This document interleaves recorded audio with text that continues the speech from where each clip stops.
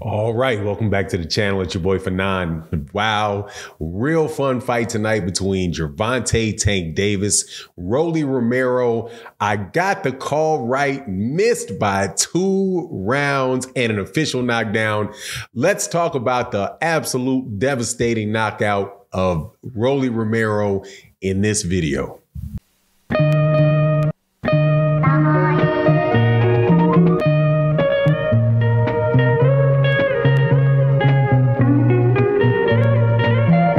All right, welcome back to the channel. It's your boy Fanon. What a wonderful fight we got to see this evening between Rolly Romero and Gervonta Tank Davis. A chess match of a fight that ended with Rolly Romero on knocked to Venus. But before I talk about what happened and how I was right in what I said was going to take place in this fight, let me welcome you back to the channel. If you were new to the channel, welcome. Thank you for watching the video. Let me extend my invitation to subscribe to the channel and hit the bell icon so you can be notified of when we release more videos. If you're a longtime supporter, subscriber to the channel, thank you so much for your support. Let's get to it. Gervonta Tank Davis, man, is an absolute monster, man. Another absolutely scintillating performance from Gervonta Tank Davis against Rolly Romero. And actually, in this fight, I got to say, I think both fighters showed up and did the best that they could do. I just think that obviously Gervonta Tank Davis is just a completely different level fighter from Rolly Romero. Rolly Romero came in with a game plan of fighting behind the jab, and fighting behind his jab, looking for his left hook, but really trying to work the 1-2 and trying to add ring up points on Gervonta.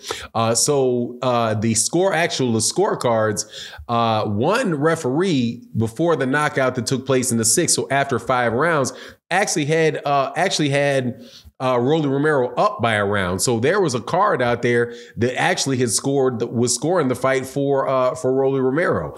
Rolly Romero did a good job of keeping Gervonta Davis at bay. In the 2nd round, it looked for a second like he might have actually got a knockdown with a shot, pretty much with a shot behind the head, but then Rolly wound up throwing him down to the ground.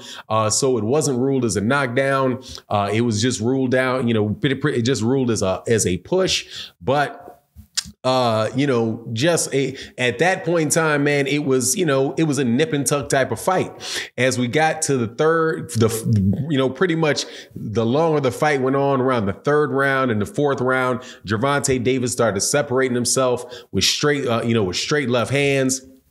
Started left hooks to the body, straight left hands, right hooks to the body, and really started, picking up the pace on Rolly a good bit. And then there was one moment, man, where I think it was like not too long before the knockout in the 6th round where I thought, okay, man, Rolly is really starting to break down, because his fundamentals and staying behind that jab and being responsible, it started kind of going away. And I noticed he threw a quick 1-2, quick right left, but he did it, and when he did it, he threw his left and his right, his hands dropped down by his waist, and I thought to myself, okay, here you go. Now his technique is starting to break down a little bit, and Gervonta is going to wind up finding a home for something.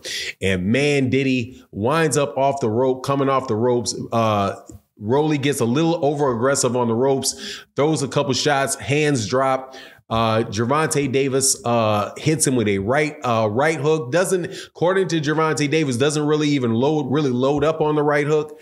It was a left hook. On the left hook. As Rolly Romero was coming in, and pretty much what it looked like was like the punch that in the words of Gervonta Davis, like the big left hand that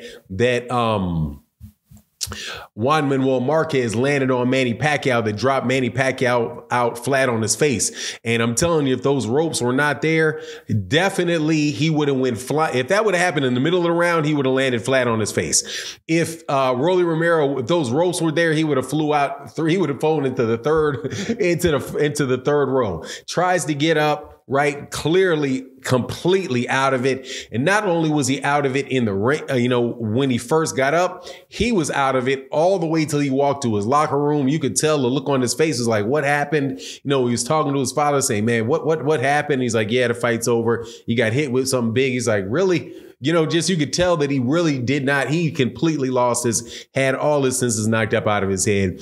And, Gervonta Davis wins. I'm really glad that the fight winds up having been a knockout so that, not going the decision. And so people won't say, oh, man, he was having a hard time with a fighter that's not that good. Rolly Romero I will maintain, fundamentally, he's not the best fighter in the world, but he is a very, very strong fighter.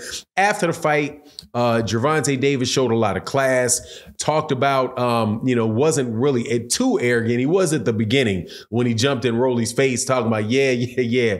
But during the aftermath of the fight, when Jim Gray was interviewing in the ring, he was very cordial, wish Rolly luck. Say, I know all that talk was really about selling the fight. And, there you go, man. That's what it is. Now, the road forward for both fighters, as far as Rolly Romero goes, look, man, don't spend that money too quick. All right. I hope he got a big payday and all that stuff. It's going to be tough for him, I think, to beat any of the top guys in the lightweight division unless he becomes a better fighter.